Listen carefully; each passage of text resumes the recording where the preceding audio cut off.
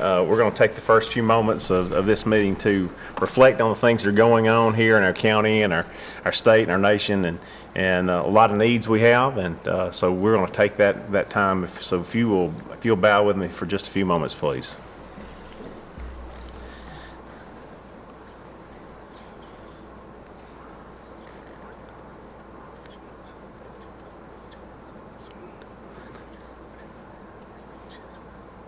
Thank you.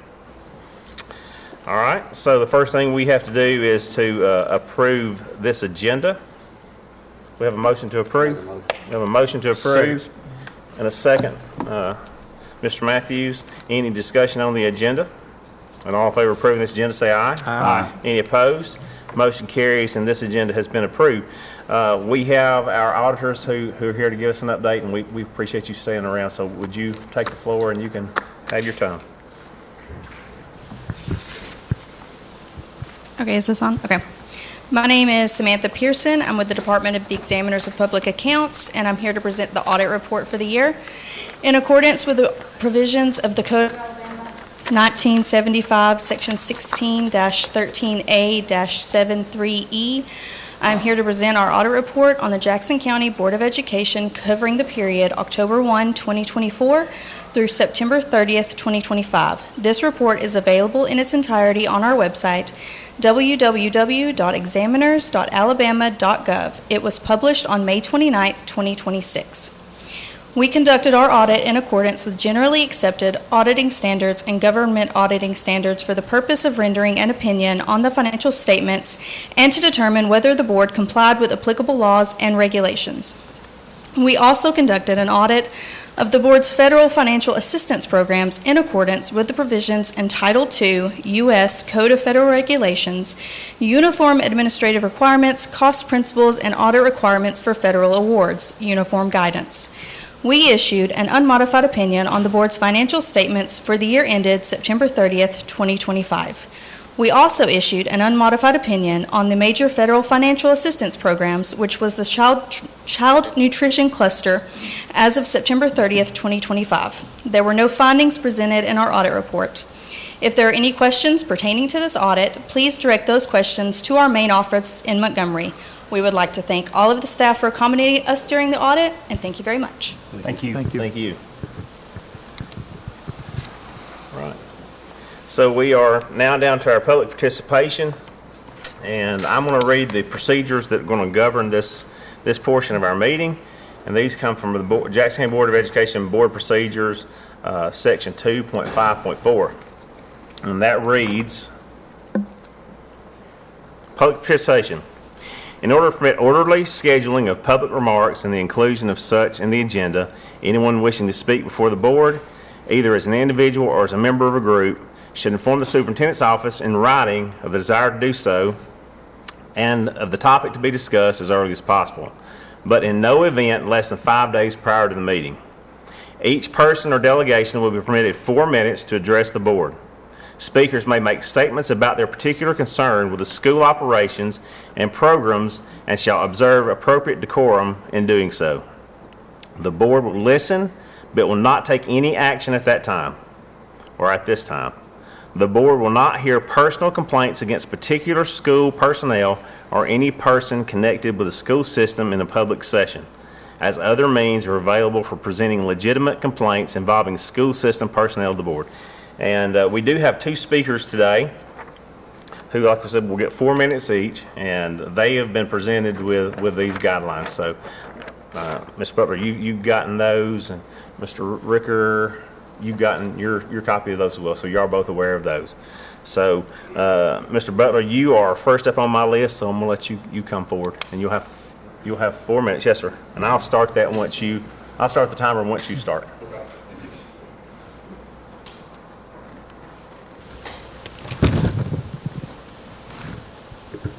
I'm going to start by reading some public record. Is that okay?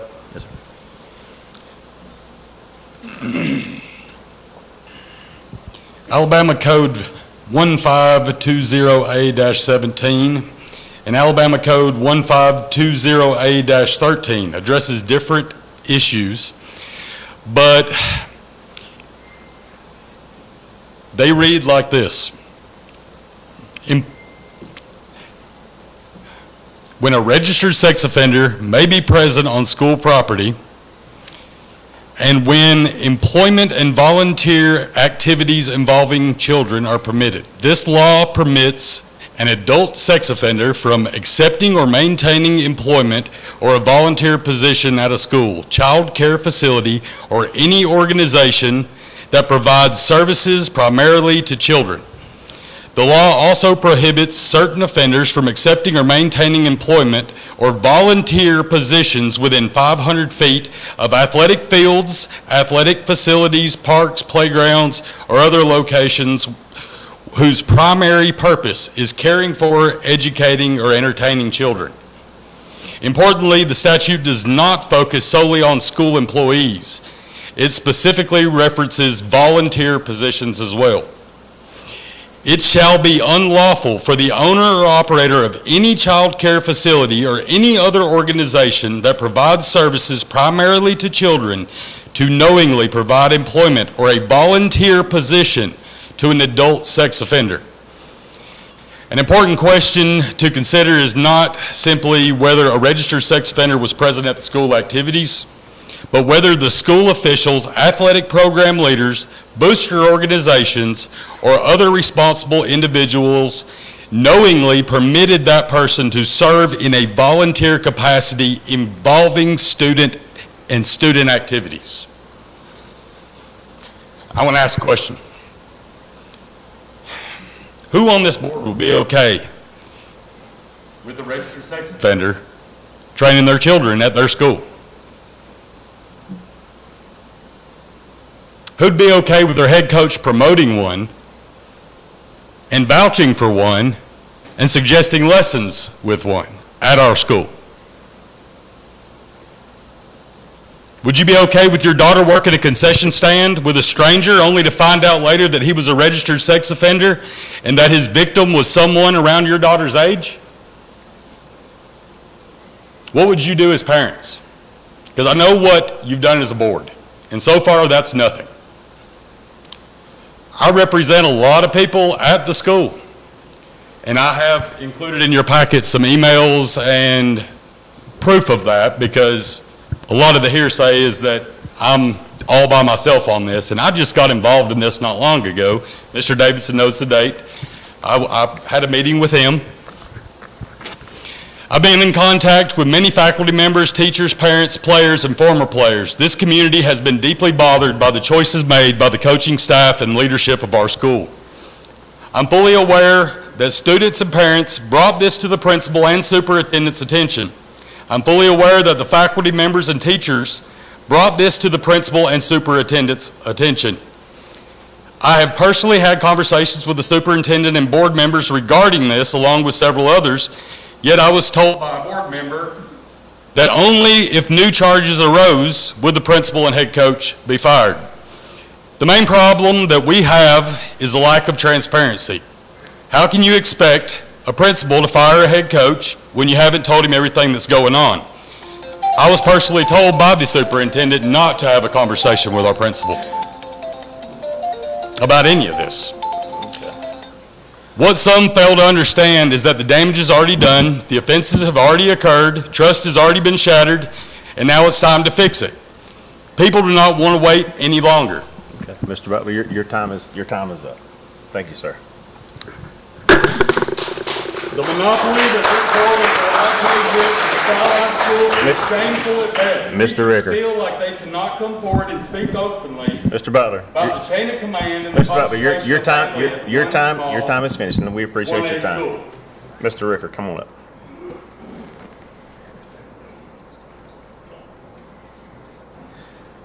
Don't start yourself. Let me get my timer reset, sir.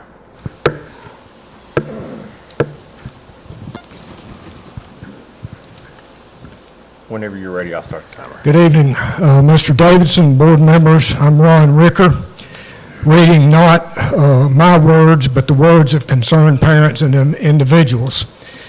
Number one, when I got the message that individuals had negative things to say about Coach McGill so much that they wanted to bring the concerns to the board, I thought it was surely a mistake. When someone asks me who is the most influential person in my life, my answer has never failed to be Coach McGill. I'm a child of a single mother, and I have only endured unstable fatherhood throughout my life. We both knew that I needed the presence of a father off the court. He never failed to encourage me, be a listening ear and a shoulder to cry on. No one has ever invested so much time in me as he did. From a retired educator, in a time when it's difficult to find good teachers and caring individuals to work with our kids, I feel that Craig McGill is an individual worthy of respect. He is an asset to any school and community. I have and will continue to trust this man with any child that is fortunate enough to be in his presence. Number 3, I respectfully ask that you consider the experiences of those who have truly known Coach McGill and worked alongside him and witnessed the impact he's had on students and athletes throughout his career. Our family is grateful for the influence he's had on our lives, and we fully support him as both an educator and a coach. Number 4, Coach McGill, while he was here at New Hope, was a tough but not over-the-top coach. He was very, very fair to the girls he coached. The best thing I can say is I wish he had never left. Number 5, he coached my daughter for 6 years. We had nothing but positive things to say about Coach McGill. My daughter says to this day he's the best coach she's ever had. She now plays D1 college. Number 6, no one is perfect, but I can say without hesitation that Coach McGill truly cares about his players and their families. Over the years, I have seen many former players return as adults and support him, looking up to him with genuine love and respect. That kind of lasting respect has an impact, speaks volumes about the man he is. Those 6 comments are from people outside of this school system. They have life experiences with Coach McGill. There are many more that I could read, but time does not permit it. 2 years ago, Skyline won a national award. Last year, Skyline reached the highest state of Alabama report card score in Jackson County school history. It's not all doom and gloom at Skyline. Let me be clear. I'm not in any way defending what has happened. The matter that has been brought before the board today is very serious. It requires extensive investigation, unpleasant adult conversation, and thoughtful action. What it does not require is a good man's head on a platter without a full investigation of all of the facts. If you are here today to support Coach McGill, please quietly stand, or if you're already standing, please raise your hand. Gentlemen, I pray that you will address this in a serious manner and take it seriously and do the right thing. Thank you very much. Thank you, Mr. Whitney.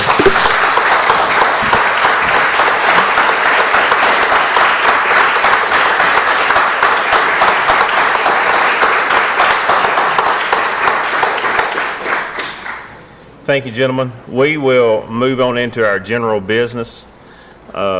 General business A, consider a motion for any corrections, additions, or deletions to the June 1st, 2026 work session and board meeting minutes. I'll make a motion. We have a motion to approve and a second. Any discussion on those minutes? All in favor of approving those minutes, say aye. Aye. Any opposed? Motion carries and the minutes have been approved. B, consider a motion to enter into a loaner agreement between the Jackson County Board of Education and High Country Automotive LLC for a 2026 Toyota 4Runner. I'll make a motion. Second. We have a motion, Mr. King, and a second by Mr. Knight. Any discussion on that? All in favor of agreeing to get into that lease agreement, say aye. Aye. Any opposed? Motion carries. Item C, consider a motion to approve the deletion of the fixed assets. I'll make a We have a motion. motion Second. and a second. Any discussion on those fixed assets to delete? Hearing none. All in favor of approving those deletions of the fixed assets, say aye. Aye. Any opposed? Motion carries.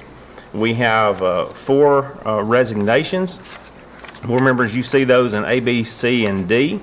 So we'll take those in one motion. So we're going to consider a motion to accept the resignations of the individuals listed in items A through D at their designated time. I'll make a motion. We have a motion to approve. Second. And a second. Any discussion? All in favor of approving the resignation list, say aye. Aye. Any opposed? Motion carries. Those resignations have been approved. We have one retirement, and that is consider a motion to accept the retirement of Tony Brown as a counselor at North Jackson High School effective August 1st, 2026. I'll make a motion. We have a motion to approve Second. and a second. Any discussion? All in favor of approving Mr. Brown's retirement, say aye. Aye. Any opposed? Motion carries, and Mr. Brown's retirement has been approved. We have a number of transfers. Again, board members, if there are no objections, then we'll take those in one motion. We good? Good. Then we're going to consider a motion to approve the transfers of the individuals listed in items A through F at their designated times and to their designated location. I'll make a motion. We have a motion to Second. approve and a second. Any discussion on those transfers A through F? Then all in favor of approving the transfers A through F at their designated time and designated location, say aye. Aye. Any opposed? Motion carries. Employments, we're getting into a point in the year where we're getting close to wrapping that up, Mr. Davidson. Very close. So, board members, just scan that and make sure there are no conflicts in those A through R. Everybody good? Yep. Good? Mr. King, you good? Yes. All right. So we're going to consider a motion to employ the individuals in items A through R at their designated time and designated location. motion. We have a motion to approve. Second. Second. Any discussion? All in favor of approving the appointments in A through R, say aye. Aye. Any opposed? Motion carries. The employments have been approved. Under contracts, if you will notice, a lot of these are for transportation services and for employees working summer duties. So I think we can take those in a motion if there are no objections. Sounds good. Okay, sounds good. So we're going to consider a motion to approve the contracts in items A through H as they relate to the motion. I'll make a We motion. have a motion to approve. Second. And a second. Any discussion? All in favor of approving the contracts in items A through H, say aye. Aye. Any opposed? Motion carries, and the contracts have been approved. We have two coaching assignments. Board members, if you'll look at those and make sure that we can take those items together. All right. And we're going to consider a motion to approve the coaching assignments in items A and B. I'll make a We motion. have a motion to approve the coaching Second. assignments A and B. We have a second. Any discussion?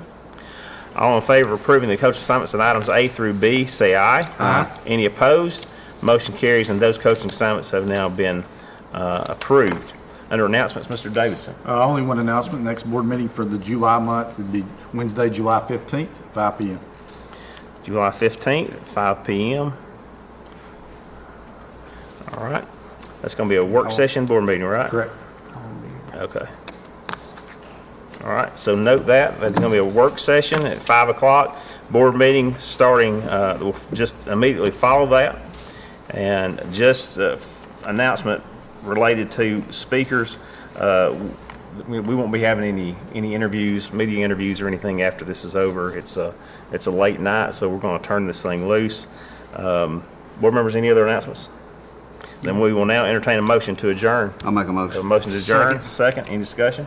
All in favor of adjourning, say aye. Aye. Any opposed? Motion carries, we're now adjourned, thank you for coming.